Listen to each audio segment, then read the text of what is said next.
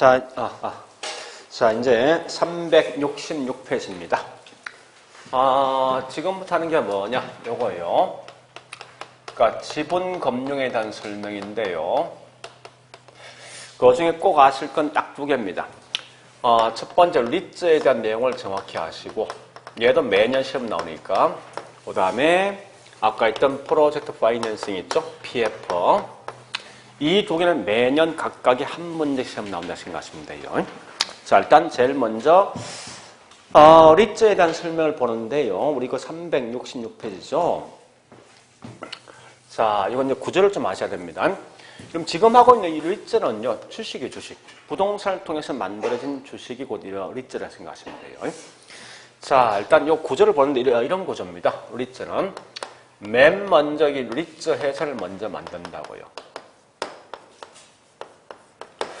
그런 다음에 얘들 어떤 걸 공시합니다. 하는데, 자, 일단 첫 번째, 리츠에서는 분명히 투자 대상이 딱 정해져 있어.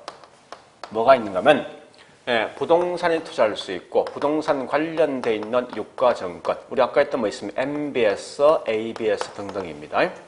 이런 데 투자할 수 있어요. 사실은요. 근데 맨 먼저 공시하겠죠. 이 회사가 현재 보니까 원주시의 중심가에 대형 쇼핑몰을 만들 예정이다. 만들었는데 금액은 보니까 이게 1,000억 정도 갈 것이고 공사 완료되었을 때 보니까 임대 등을 주었을 때 약 한 90% 이상 아마 임대될 것이고 또 그런 결과 뭐 있습니까? 임대 수입은 아마 8% 이상 수익이 나올 것이다. 이렇게 미래상을 딱 공시한다고 하면서 그다음 뭐라는 거요? 여기 있는 투자자한테 뭐 있습니까? 주식을 발행합니다.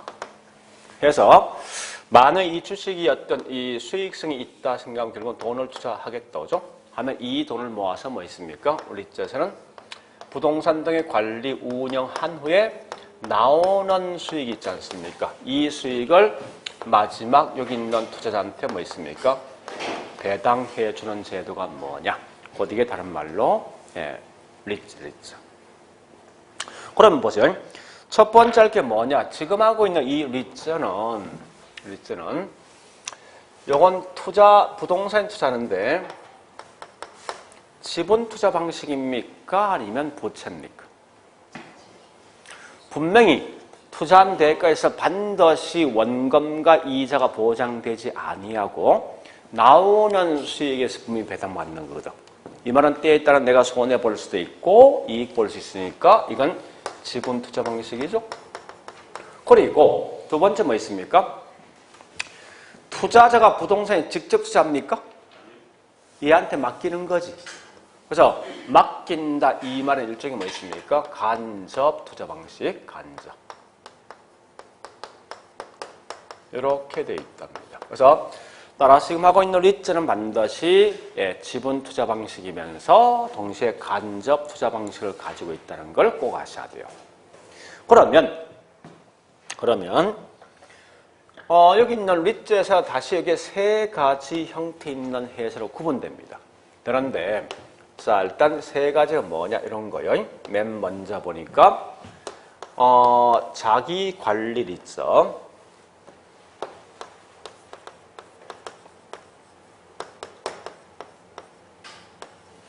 그 다음에 리츠는 우리 아마 책에 설명되어 있듯이 부동산 투자 회사라고 쓰기도 한답니다. 같은 말이에요. 그 다음 두 번째 보니까요. 위탁 관리 회사. 관리 리츠가 있습니다. 그 다음 세 번째 보니까 이게 기업, 구조, 조정, 리츠. 이렇게 되어 있습니다. 그러니까 회사가 약간 차이가 있어요. 세 가지 어떤 형태의 회사가 있어요.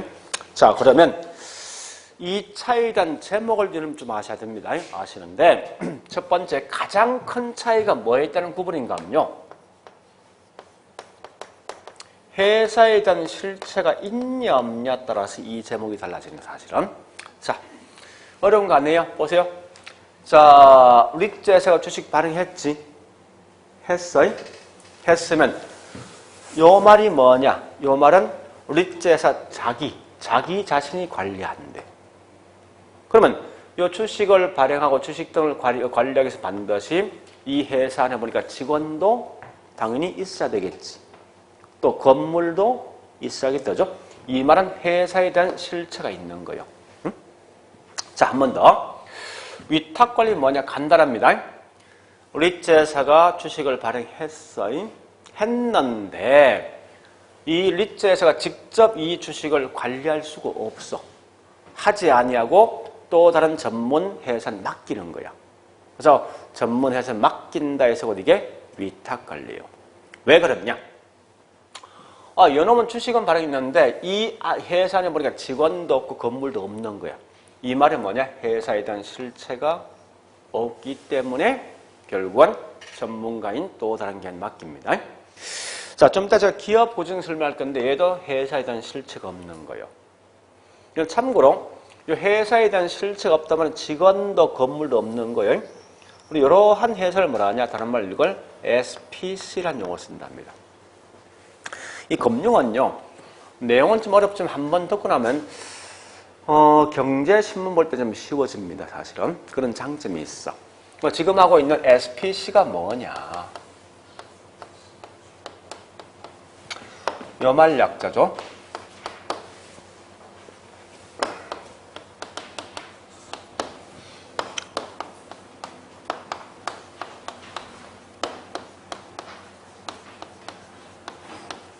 여말 약자입니다.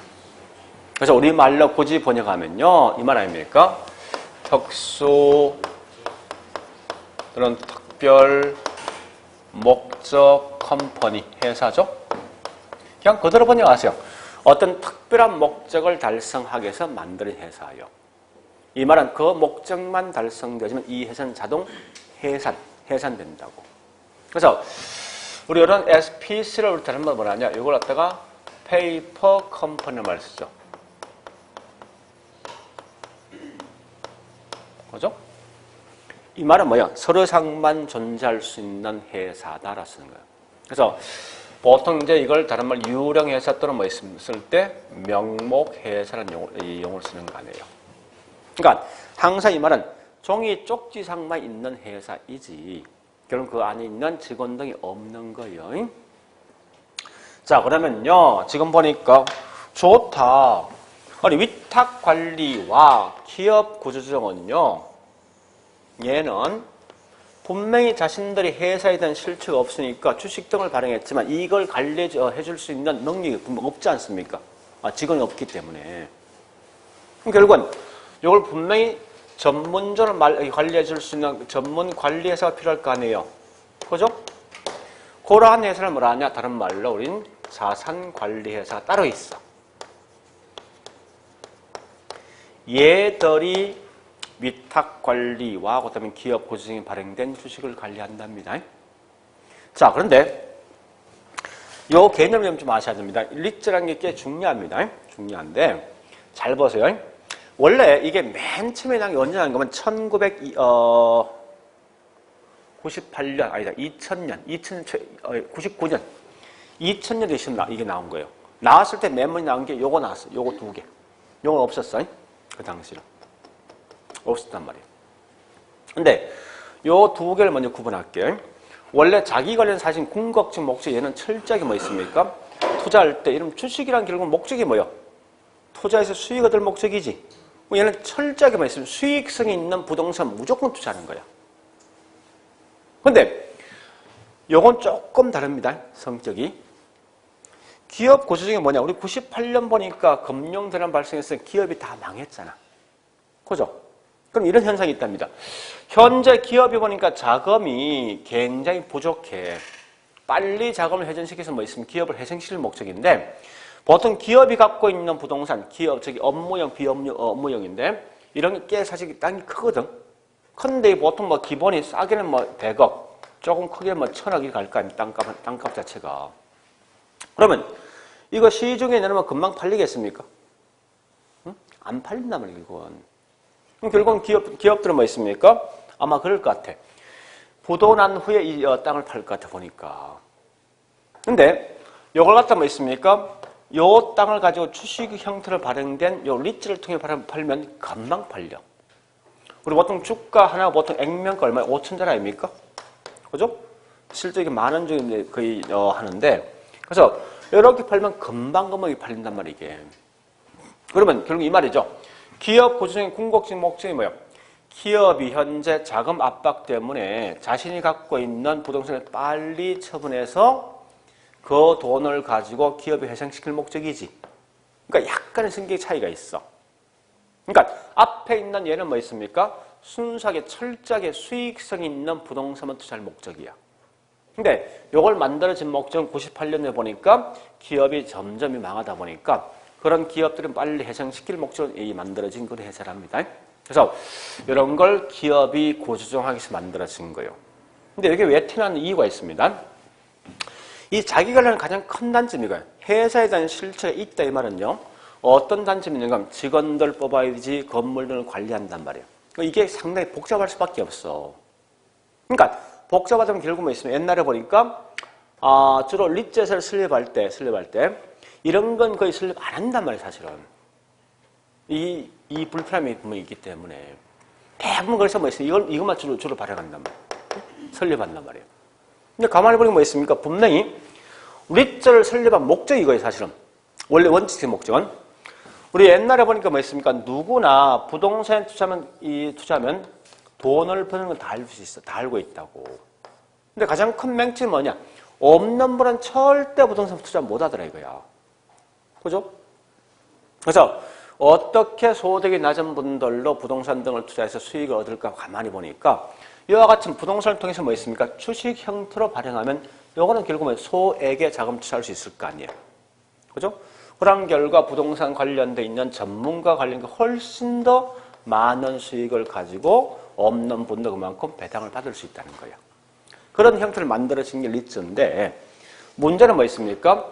이걸 그만큼 기업들이 잘 이거 설립을 하지 않다 보니까 얘하고 비슷하게 만들어서 이건 일반 수익 있는 곳에 투자하기 위해서 이걸 만들어진 거예요. 그래서 현대는 뭐 있습니까? 요 자기 관리하고 위탁 관리, 그다음 기업 구조적 세 개 있어요. 있는데 생각을 좀 달리 할게요. 이 두 개는 분명히 수익성이 있는 거 투자합니다. 이 말은 결국 뭐 있습니까? 주로 상업용 부동산에 많이 투자하겠습니까? 아니면 주택에 많이 투자하겠습니까? 그죠? 대부분 상업용 훨씬 많이 투자한다고. 근데 이거는 뭐 기업이 갖고 있는 부동산 등을 처분해서 그 돈을 가지고 기업이 회생시킬 목적에 그 성격이 약간 달라져요. 그래서 일단 이런 이제 크게 세 개에 대한 제목 정도는 알고 있어야 돼요. 물론 이거와 관련돼 있는 법 조문이 꽤 많습니다. 이러면 나중에 가면요 뭘 공부하는가 하면요 이걸 하셔야 돼. 지금 뭐 370페이지부터 네, 쭉 가서 보니까 내용 엄청 많습니다. 376페이지가 있죠. 여기에 법 조문이에요. 그러니까 투자회사법이라는 법 조문 따로 있습니다. 그 법 조문 안에 있는 내용을 공부하셔야 되는데 일단 지금은 그걸 하지 않습니다. 하지 않고 단지 뭐 있습니까? 요거 세 개에 대한 차이, 이런 차이가 있다는 것만 기억하시라고. 일단 걸어보시고.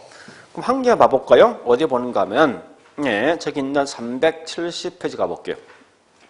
자, 다 나지 않습니다. 자, 거기서 갈로 2번. 부동산 투자 회사. 동그라미 2번. 종류 3개 있지. 뭐뭐 있습니까? 자기 관리, 위탁 관리. 그러니까 이걸 찾고 있죠. 여러분 생각할 때 그 자체를 암기하지 말고 보세요. 이 말 아닙니까? 생각해 보시라고. 요놈이 주식을 발행해서 얘가 직접 관리하지. 그러니까 자기가 관리하는 거 아니야. 그지? 얘는 얘가 주식을 발행해서 얘가 관리하지 못하고 맡기는 거지. 맡긴다 이게 뭐요? 고려가시라고. 굳이 그렇게 암기할 생각하지 말고. 그러면 예, 거기 있는 자기 관리를 보니까 가장 중요한 키워드가 딱 한 개 있어. 잠시. 요거 두 개 차이가 뭐예요? 그래서 거기 있는 임직원 등을 상관을 둔다. 이 말 분명히 나와야 돼, 자기 관리는. 그 다음에 나머지 뭐 있습니까? 예, 뭐 저기 있는 위탁 관리든 기업 구조적 관리든 예, 투자에서는 뭐 있습니까? 직원을 고용하지 하거나 임원을 둘 수 없다는 거예요. 고려하시고. 가로 3번 가보겠습니다. 자, 3번에 동그라미 1번 가볼까요? 얘는 반드시 무슨 회사죠? 2번 가볼까요? 끝에 뭐라 했습니까? 이 말은 이겁니다. 철저하게는 뭐 상법상 주식회사란 말은 정부는 절대 뭐 있습니다. 여기 있는 리처 회사 설립 못해요. 오직 민간인, 법인만 설립할 수 있다고. 왜 그러냐? 목적이 수익을 취할 목적이니까. 수익 창출 목적이니까. 그래 보시고요. 자, 뭐 나머지 설명 쪽에 있으면 그냥 넘어갈게요. 넘어가고. 네, 지금은 다른 거 하지 않습니다. 일단 그런 정도까지만 요거 3개 구분된다. 이거만 하세요. 보통 저도 있죠. 이 실제 그러니까 주식은 저도 별로 하지 않습니다. 하지 않는데 요건 해요. 리츠는. 리츠는 아직까지 해서 제가 손해본 적은 없는 것 같아. 보통 리츠를 하면 거의 한 5년 정도 거의 발행하거든요. 하면은 한 5년 지나니까 수익이 한 얼마나 한 150% 나오다고? 150% 정도 나와. 매년 수익 한 10% 이상 나오더라고 실제. 그 정도는. 그래서 뭐 그 정도는 괜찮지 뭐. 옛날에 보니까 미국 같은 데 보니까요. 1970년대 보니까 한 해 동안 수익률이 280% 나왔어. 그 다음에 물론 손실 볼 수 있죠. 있는데 최대 손실 본 게 50% 반토막 난 적이 있어. 근데 이게 왜 좋은가 하면요. 여러분 기업들은 주식을 사면 망하면 그거 완전 깡통 되는 거 아니에요. 근데 부동산 절대 깡통이 될 수가 없어. 우리 뭐를 가진 주식 발행합니까? 이 부동산이야. 이 부동산 자체를 가지고 주식을 발행한다고. 아무리 경기 나빠도 이 집값이 반토막 나는 경우 있습니까? 없단 말이야 이게. 그런 어떤 이게 장점이 있어. 근데 그래서 보통 이제 우리 항상 리츠가 왜 이게 좀 좋은가 하면 제 입장에선 얘는 리츠를 발행하는 기업은 볼 필요가 없는 거야. 항상 각각의 기업들은 반드시 뭐 있습니까? 발행들은 그 주식마다 독립되어 있는 기업을 설립해야 돼. 독립된 기업을. 그럼 결국 뭘 보는가 하면 항상 발행들은 뭐 있습니까? 기업이 중요한 게 아니고 어떤 물건이 이게 중요한 거야. 그래서 만약에 보니까 여기 있는 뭐 현재 원주에 보니까 중심가에 어떤 대형 뭐 쇼핑몰이 있어. 요걸 담보를 합니다. 여기에 대한 어떤 기본 내역을 쭉 하거든요. 그것만 잘 분석하면 절대 내가 손해볼 수가 없다는 거예요. 근데 절대 여러분들 리츠는 하지 말아야 할 물건이 딱 한 게 있어. 우리 보통 이런 경우 있습니다. 건설회사가 미분양되면요. 미분양되면 결국은 나중에 이걸 뭐 하는가 하면 리츠에서 넘긴다고. 넘길 때 보통 40% 정도 40% DC한다고요. 해서 이렇게 넘긴답니다. 그럼 이걸 통해서 뭐 있습니까? 이제 주식을 발행하겠지. 하면요. 한번 생각해 보세요. 이런 생각 어떡합니까? 요거 정상적으로 분양되면 이만큼 수익이 나올 거니. 그죠? 분명히 나올 것 같아. 40% 디스카운트 받았으니까. 이론은 참 좋단 말이야. 근데 여기 있는 건설에서 미분양된 걸 여기 팔기 전에 어떻게 했습니까? 할 짓 다 해본 거야. 보통 거의 안 되면 30% DC 하거든요. 이게 뭐냐? 건설회사가 가져갈 수 있는 몫이야, 뭐고. 얘들은 결국 뭐 있습니까? 분양업자를 통해서 해보고 다 해봤다면. 해봤는데 이게 안 된 거예요, 이게. 이렇게 결국은 DC에 판다더라도 여기 있는 이 회사가 더 이걸 정상 가격 주고 팔 수 있냐? 절대 못 팝니다. 그래서 이건 잘하는 본전이야, 진짜. 그래서 이건 할 게 아니고 그 외 나머지는 보면서 하시면 될 거예요. 지금 아무리 주식 같은 거 하면 나와 있을 겁니다. 나와 있는데 우리나라에서 가장 많이 만드는 회사가 누구냐? 위탁관리요. 위탁을 제일 많이 만들어졌는데 하여간 요거는 좀 어떤 장점이 있는가? 이런 장점이 있습니다. 일반적인 주식은 보통 뭐 있습니까? 매 시간마다 매일마다 봐야 될 거 아니에요. 그죠? 근데 부동산은 보니까 이게 임대 등을 주어서 나오는 수익이다 보니까 매일매일 볼 필요는 없습니다. 조금 어떤 시간적 여유 가지고 일주일에 한 번씩 들어가 보는 거거든요. 그래서 그런 것 때문에 저는 이거 해봤는데 물론 지금도 하고 있긴 있지만요. 이거는 뭐 괜찮은 것 같아요. 일반인 잘 모르니까 그만큼 또 잘 투자하지 않고. 그래서 해보니까 매년 배당금은 꽤 한 12% 정도 나오는 것 같아요. 뭐 괜찮지만. 그죠? 자, 일단 기본 맥락이고요. 이렇게만 좀 기억하시고 나머지 구체적 내용은 나중에 이제 1월부터 갈 겁니다. 지금 그냥 기본 용어 중요하니까. 그래서 생각할 게 뭐냐? 우리저란 것은 부동산을 통해 투자할 건데 자, 이제 직접 투자하지 않고 뭐 있습니까? 리츠한테 맡겨 사는데 이 회사가 크게 세 가지 유형의 어떤 회사가 있다. 그게 뭐냐? 첫 번째, 자기관리, 위탁관리, 기업 구조조정 할 목적에 설립된 회사. 이 세 개 있다는 거예요. 자, 그 다음에 이제 377페이지요. 자, 7절. 자, 기타 금융 조달 방식이 있는데 첫 번째 뭐가 있습니까? 신디케이터. 자, 신디케이터. 설명드릴게요, 이제. 그럼 이거는 여기 보세요. 요거 제가 두 개 할 건데요. 신디케이터하고 그 다음에 조인트 벤처입니다. 요 두 개 할 건데요. 잘 보세요. 만약에 특별한 말 쓰지 않고 그냥 쓴다면 이 둘 다 합쳐서 뭐 신디케이터야. 근데 굳이 이거 두 개를 구분해서 물으면요. 구분하시는데 자, 일단 이걸 우리말로 쓰면 신디케이터는 소구자 방식.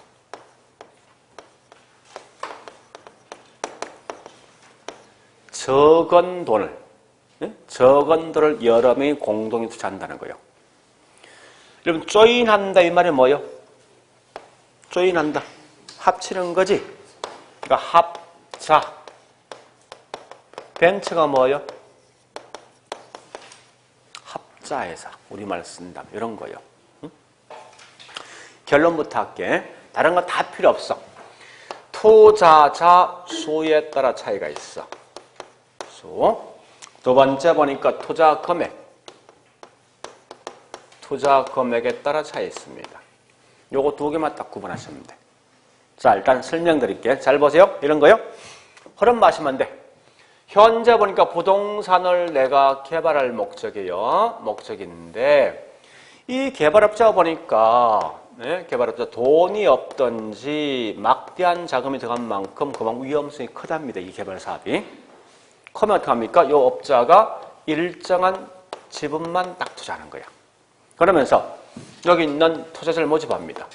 야, 이런 사업이 있으니까 너 돈 좀 투자자 모집한다고 하는데 일단 모집할 금액이 대충 보니까 30억 정도 필요하다. 30억. 그러면 이 신디케이터 이렇게 합니다. 한 명당 얼마씩 내는 거면요? 1억씩, 예를 들어서 1억씩 투자한답니다. 거꾸로 조인트 벤처를 한 명당 10억씩 투자한답니다. 그럼 결국은 신디케이터는 대충 몇 명 필요합니까? 30명 필요한 거지. 얘는 몇 명 필요합니까? 요 차이야. 그래서 개발한 후에 나오는 수익을 배당해 주는 게 이게 신디케이터이면서 조인트 벤처입니다. 방식은 똑같단 말이에요, 이게. 근데 신디케이터는 뭐 있습니까? 한 명당 금액이 큽니까, 적습니까? 적지. 소액의 자금을 소수입니까, 다수입니까? 여러 명이 투자하는 거지. 그래서 이걸 소구자 방식 쓴다고. 그러면 결국은 투자자 수는 굉장히 많잖아. 그죠? 그 다음에 투자 금액은 각 개인마다 뭐 있습니까? 소액의 자금을 투자하는 방식이 곧 이게 다른 말로 신디케이터고, 거꾸로 조인트 벤처는 뭐 있습니까? 투자자 수가 많습니까? 적지. 한 명당 투자 금액은요? 많겠죠? 그런 차이를 가지고 있구나. 요거 마시면 돼. 그래서 이런 건데 웬만하면 그냥 통과하세요. 이건 어쩌다 지문상에 나올 수 있으니까 그게 잘 안 나옵니다. 단지 알 것은 뭐가 중요하냐? 요 두 놈 다, 자, 요게 중요합니다. 얘는 지분 투자 방식입니까? 아니면 부채 투자 방식입니까? 지분이지. 직접 투자합니까? 간접. 보세요. 얘가 지금 어디 투자합니까? 예? 여기 있는 부동산 투자하고 있지? 다시. 자, 우리 저는 보니까 요 놈이 직접 투자했어? 간접이지. 근데 지금 하고 있는 우리 저기 신디케이터 조인트 벤처는 얘가 뭡니까? 직접 투자 방식이지. 구분하시라 이겁니다. 예? 리츠하고. 그래서 둘 다 공통점은 지분 투자 방식인데 직접이냐 간접은 분명히 구분하시라 이겁니다. 오히려 공부한다면 이게 훨씬 더 중요하지 않을까 생각합니다. 이런 게. 일단 그렇게 내용을 좀 정리하시고요. 자, 이제 그 다음 갈 게 뭐가 있냐. 자, 프로젝트 파이낸싱. 예. 저기 있는 378페이지. 아마 여러분들 특히 이제 금융은요, 이런 거 PF를 아마 거의 해본 분 없을 거예요. 없다 보니까 아마 전체 내용이 쉽지 않을 텐데. 일단 컨트를 먼저 보셔야 됩니다. 이 PF는 이렇게 구분합니다. 얘는 반드시 하실 때 일반 기업 금융과 비교하셔야 돼요. 무조건. 프로젝트 파이낸싱과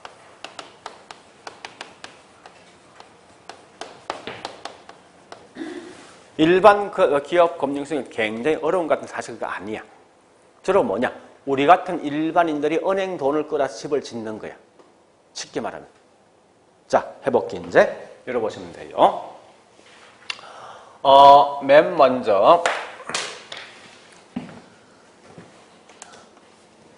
맨 먼저 예, 부동산을 갖다 개발시킬 목적 개발 하는데, 자, 일단 맨 먼저 사업주가 뭐 있을 거 아니에요. 사업주가. 그죠? 부동산 등을 개발할 때 돈이 부족하니까 할 수 없이 돈을 끌어오겠다죠.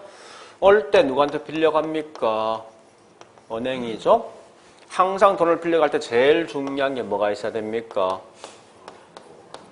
이게 중요한 거지. 담보. 담보가 뭐냐? 이 담보가 지금 중요한 거예요. 개인의 신용이 담보야. 개인의 신용 중에 특히 뭐 있으면 물건, 화폐 가치 있는 것. 가장 대표적인 뭐 있어요? 부동산 등이 담보 안 되겠습니까? 그죠? 그런 다음에 돈을 빌려갔어요. 만약에 30억이란 돈을 뭐 좀 크게 할까? 100억 정도 빌려갔답니다. 빌려가서 사업주가 돈을 투자한 후에 이걸 분양해 보니까요. 분양이 좀 잘못되었어. 그래서 보니까 얘가 현재 50억 정도 수익이 나왔으면, 자, 묻습니다. 여러분, 보통 이제 돈을 빌려갔으면 내가 이렇게 수익이 나왔으면, 여러분 반드시 돈을 갚을 때, 나왔던 수익까지만 갚아주면 됩니까? 빌려간 돈 다 갚아야 됩니까? 그죠? 이게 우리 기업, 이게 일반 금융이야. 이런 거 묶어서 보통 뭐 있으면 기업 금융 용어 쓴다고. 그러면 결국은 모든 책임을 누가 집니까? 누가 집니까? 사업주인 거 아니야, 사업주가. 그래서 모든 책임은 사업주가 책임집니다. 그럼 이런 걸 뭐라냐? 다른 말로 소구 금융이란 용어를 쓰는 거예요. 소송에 대한 대상이 되는 거예요. 그리고 돈 관리 누가 합니까? 돈 관리 누가 합니까? 다른 거 보시면 내가 집 지을 때 은행 돈 빌려갔다고 지금. 그럼 내가 지금 관리할 거 아닙니까? 그죠? 이런 방식 일반 기업, 우리 같은 일반인들이라고. 이와 반해서 뭔가 PF는요, PF는 좀 다릅니다. 잘 보세요, 이제. 얘는 전체 흐름이 분명히 중요한 거예요. 흐름이. 자, 첫 번째 보니까 반드시 독립되어 있는 PF 회사를 설립합니다. 이건 독립된 회사입니다. 참고로 여기 있는 이 회사는 반드시 회사에 대한 실체가 없어. 직원 등이 없다는 거예요. SP세사요. 항상. 그러면 이때 보니까 사업주가 일정한 지분 형태로 돈을 투자해서 이 회사를 설립합니다. 그래서 그 다음에 부동산 등을 개발할 목적인데 이때 보니까 이 자금이 막대한 자금이 투입된 결과 돈이 부족하대. 하면 이제 뭐 있습니까? 여기 있는 은행들한테 돈을 빌려가겠지. 이때 우리 은행 연합을 뭐라 하냐? 연합을 가지고 다른 말로 대주단이라는 용어를 쓴다 합니다. 은행 연합이에요. 그것은 이유가 좀 이따 설명할게요. 자, 그러면 잘 보시 이제 왜 이게 현재 PF인지 압니까? 여러분, 자, 저기 있는 F는 파이낸싱이지. 그죠? 파이낸싱 말 뜻이 뭐예요? 금융 말 뜻이 뭐예요? 아까 해서 금융이란 말 뜻이 뭐냐고요? 남돈 끌어온다는 거야, 남돈. 근데, 자, 남돈 끌어올 때 보세요. 프로젝트란 말 뜻이 뭔데? 우리 말로 그냥 번역하라고. 요 말 뜻이 우리 말 뭐예요? 프로젝트 말 뜻이 뭐예요? 계획이잖아요, 계획. 예? 무슨 말이냐? 이거요. 돈을 빌려가는데 확실성 있는 부동산 등이 담보가 아니라 왜 이 말 쓰냐? 여기 있는 프로젝트가 저기 담보라, 담보. 즉, 이 말은 뭐야? 사업에 대한 계획성을 보고 돈을 빌려준다는 이게. 예? 이게 담보란 말이에요, 이게. 그래서 여기 있는 말을 우리 보통 뭐라 합니까? 그냥 그대로 쓰면 무슨 금융이에요, 이거? 계획금융이잖아. 근데 이거 개발을 할 목적이거든? 그래서 개발 계획금융 쓴단 말이에요. 왜 여기 있는 프로젝트 파이낸스 쓰는 거면 사업에 대한 계획이 담보가 되니까 이걸 가지고 돈을 빌려준대. 그래서 이걸 프로젝트 파이낸싱 이게. 예?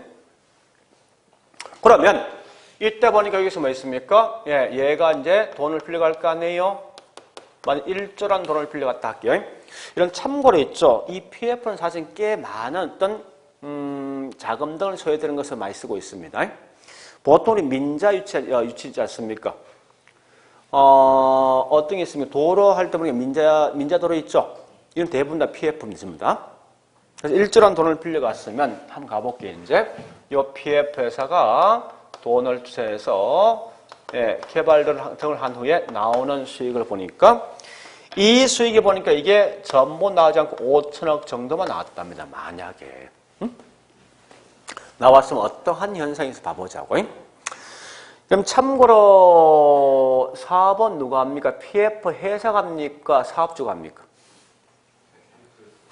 그럼 잘 이게 모르는데 이런 거 있지 않습니까? 만약 삼성건설에서 아파트를 지었어. 우리 아파트 짓는데 아파트는 원주에도 아파트 짓고 있고 그다음에 강남, 서울에 있는 강남도 지금 이 아파트를 짓고 있어. 그 사업장이 두 개지. 그죠? 삼성이면 이러면 잘 모르지만 그 각각에 있는 사업장마다 전부 다 독립되어 있는 PF에서 따로 다 있어. 전부 다. 그러니까 눈에 보이는 거 아니에요? 사업장이 지금 실제 사업은 누가 합니까? 삼성이 하는 거지. 그죠? 그런 거예요. 그러면 자 일단 보니까요. 이걸 하기 전에 먼저 할 게 있어. 자 일단 얘가 돈 빌려줬지. 1조. 근데 빌려줬는데 이 PF에서는 직원이 있어? 지금 무슨 회사야 이거? 건물 있냐고? 없잖아. 그러니까 빌려준 돈을 누가 관리할래? 이거 문제 아니에요? 그죠? 이 관리할 때 여기 사업주한테 맡기겠습니까? 그거 어떻게 되겠어? 이건 무조건 뭐 고양이 앞에 생선 맡긴 거 아니에요, 이거? 그죠?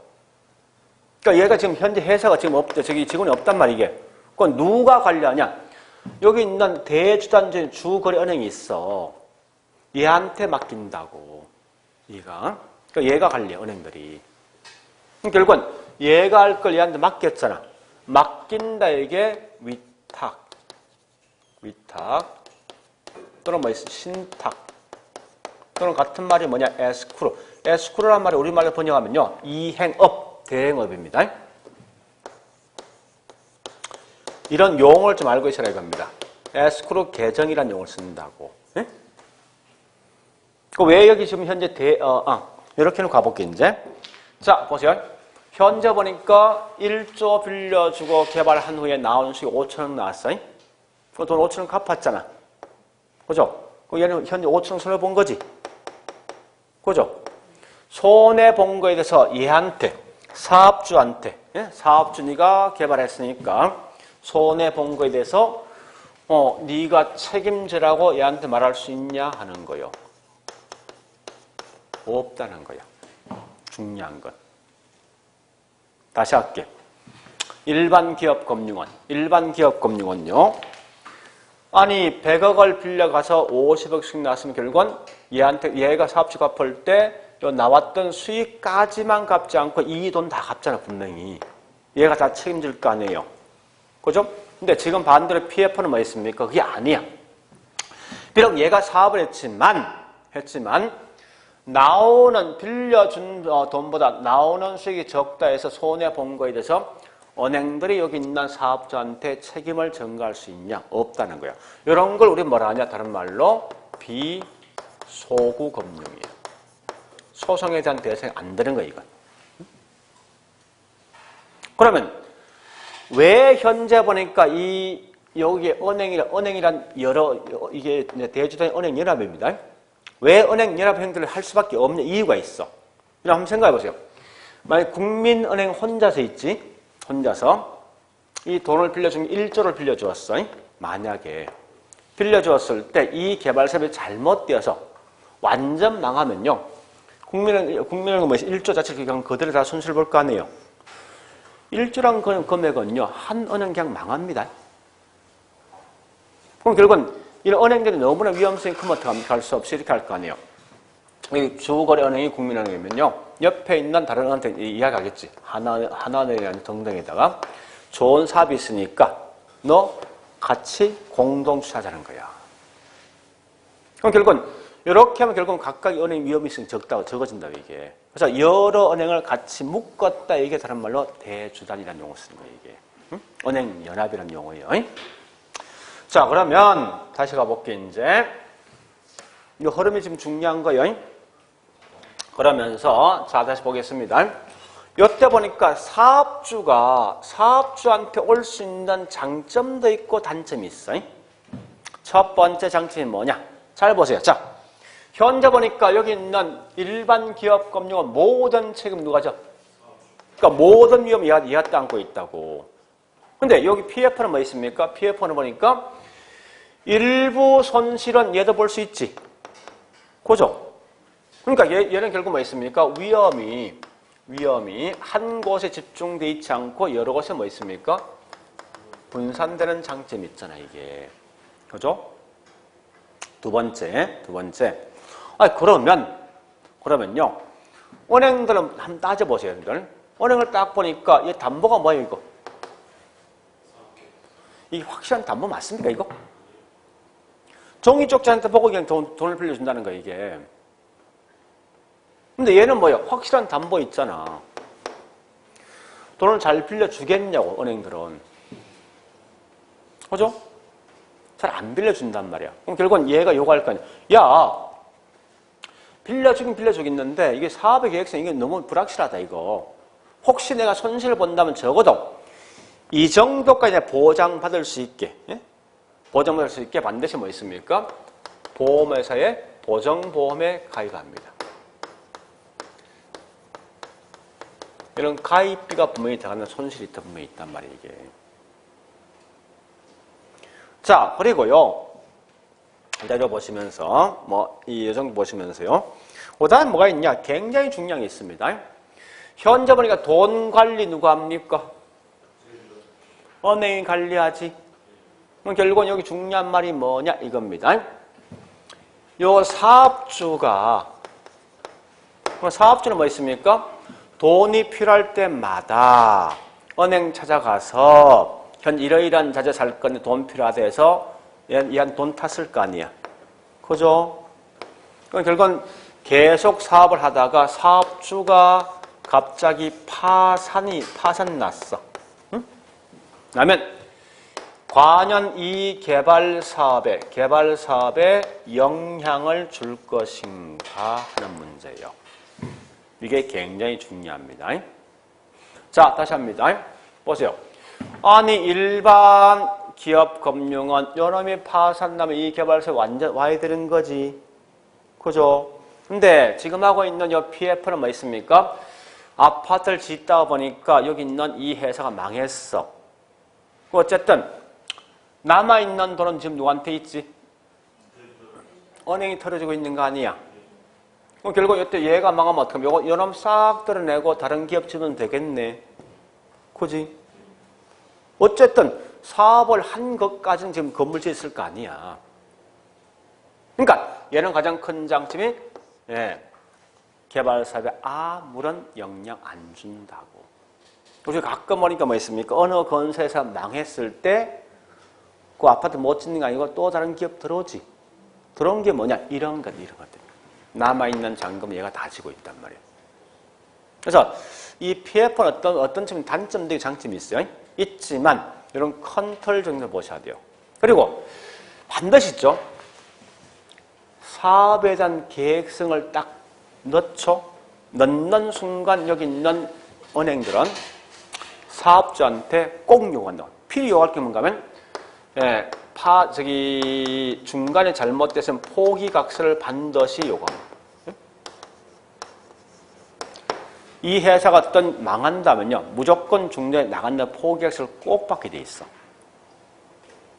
자, 일단 뭐 요건 나중에 보고 지금 컨트롤이 중요한 거예요. 이렇게 하는 방식이라고. 그러니까 이 전체 내용 중 사실은 뭐가 중요하냐? 이게 좀 중요한 거예요. 왜 PF라는 용어 쓰지? 왜 PF라는 용어 씁니까? F가 뭐야? 파이낸싱 말 뜻이 뭔데? 돈 빌려갔는데 뭘 보고? 그러니까 그게 지금 중요하다고. 이 말이 지금 중요하다, 이게. 예? 그래서 항상 공부하실 때 일반 기업은 확실성 있는 담보가 요구되지만 반대로 PF는 사업에 대한 계획성이 담보가 되기 때문에 이걸 가지고 다른 말로 프로젝트 파이낸싱을 용어를 쓰더라. 요거 아시고 이 뒤에 구체적 내용 좀 하지 마세요. 알 필요 없으니까 여러분들은. 그러니까 이런 담보가 뭐이기 때문에 이 말 나왔냐 이걸 생각하시라고. 이게 훨씬 더 중요하다고. 그래서 아마 우리 책에 보니까 설명이 진짜 많습니다. 굉장히 많지만 그런 내용을 지금 다는 보지 말고요. 그냥 쭉 넘어가세요. 넘어가시면서 흘려보시고 그 다음에 381페이지 농지연금 그냥 넘어갑니다. 과감하게. 자, 일단 이제 이렇게 해서 금융이란 게 끝났는데 다시 한번 정리할게요. 이제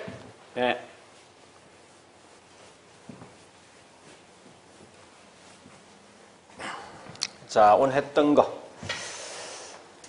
그러니까 설명 꽤 많았지만요. 그 내용을 좀 다 하려고 생각하지 말고 있죠. 중요한 키워드, 핵심이 뭐냐 이거 기억하세요. 자, 다시 합니다. 금융에서 꼭 기억할 것. 첫 번째,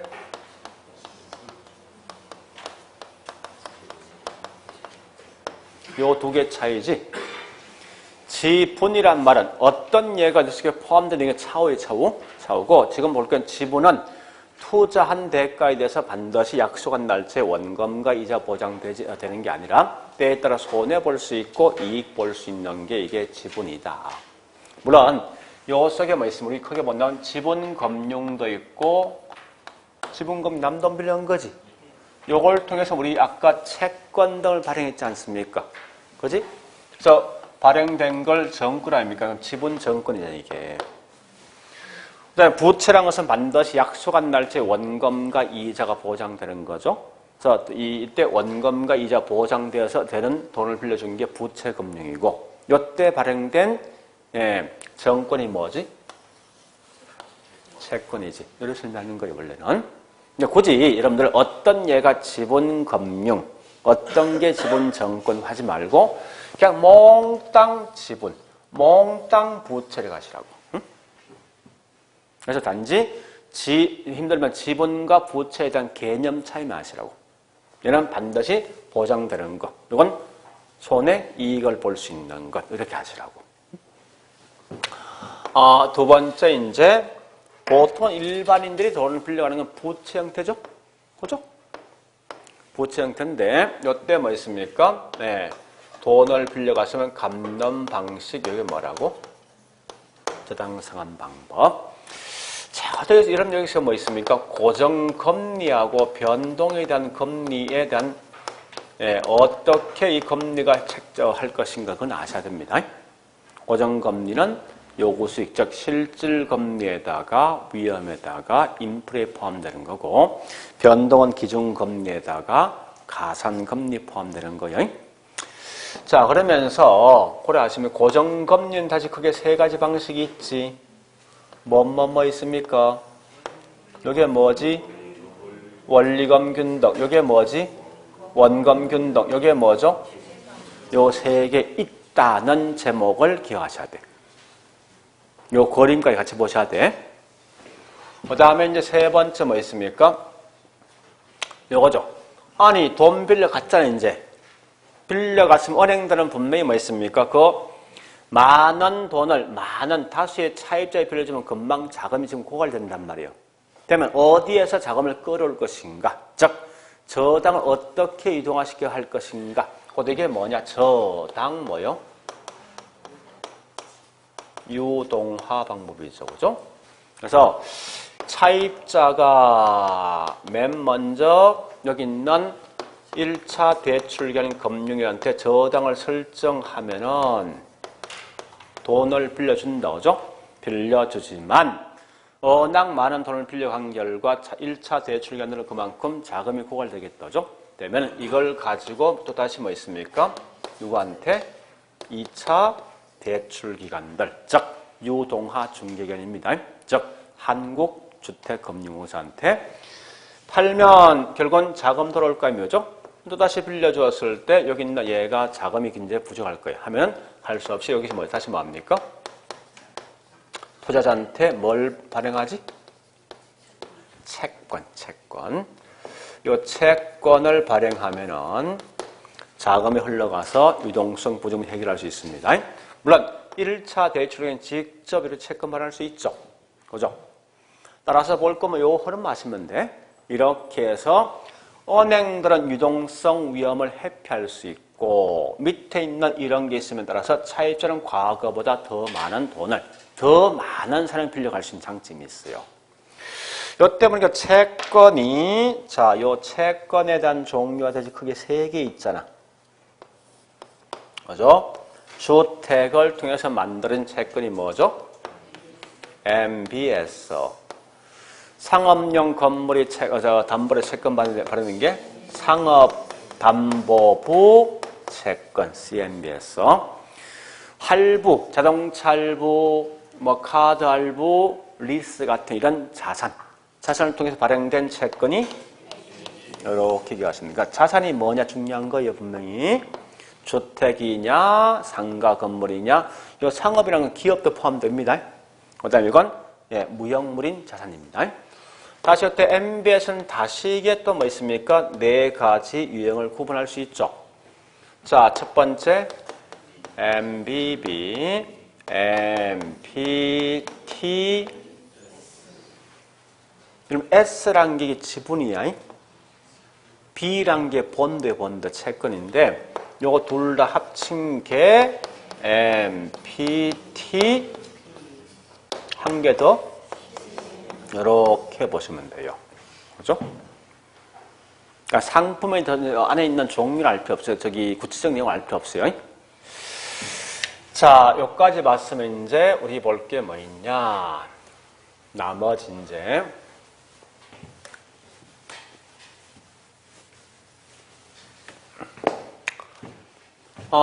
네 번째 보니까 우리 지분금융, 즉 자금 동원 방법이 있는데요.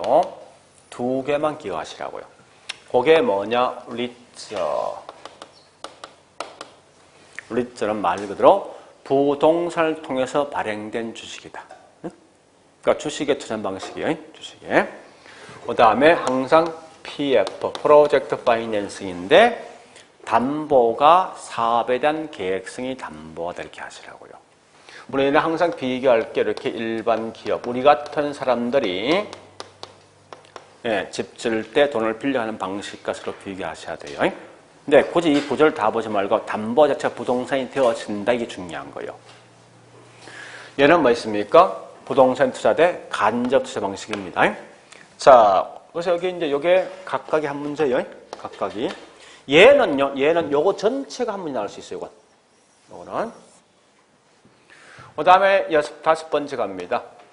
요건 그냥 넘어갔었는데, 한국에 부동산 금융이 있어요.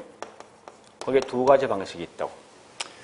그러니까 이 돈이 없는 분은 집을 사지 못하니까 없는 분은 집을 살 수 있는 그런 기회를 만들어줄 목적이 뭐냐? 곧 그게 우리가 알고 있는 보금자리론이에요. 보금자리.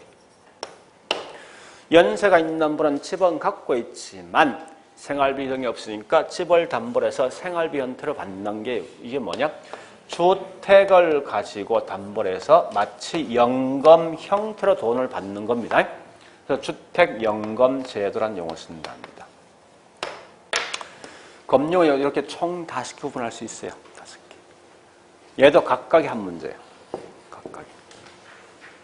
그럼 대충 보는 게 뭐 있습니까? 총 5개지만 실제 나올 건 7개 아닙니까? 7개. 그죠? 각각이 한 문제, 각각이 한 문제니까.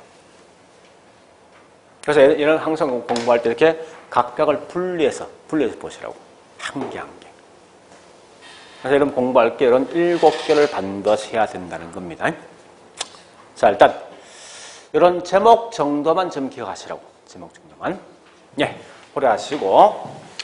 다음 주에는 뭐 있습니까? 7편, 부동산 개발 및 관리. 요거 할 거예요. 다음 주에는요. 예, 오늘 여기까지 할게요. 자, 수고했습니다.